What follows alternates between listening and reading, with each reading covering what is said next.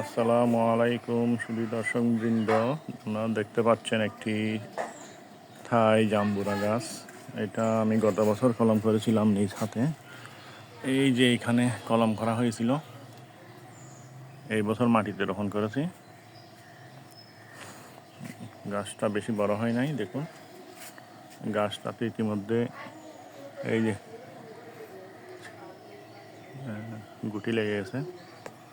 তবে এই গুটিটা আমি রাখবো না, কারণ এটা যদি রাখি তাহলে গাছটা বড় হবে না। তো এইটাকে আমি ছিঁড়ে ফেলে দেবো। এই গুটি যদি রাখেন আপনাদের গাছও বড় হবে না, সুতরাং গাছ ছোটো থাকতে আপনারা কোনো গুটি নেবেন না। ইনশাল্লাহ এবার এই গাছটা বড় হবে। দেখুন এদিকে কুশি আসতেছে। তো যারা গাছকে ছোট গাছে ফল নেবেন তারা কিন্তু গাছকে বড় করতে পারবেন না, তাই বেশি ছোট অবস্থায় গাছে 2-3 বছর ফল নেবেন না। ধন্যবাদ।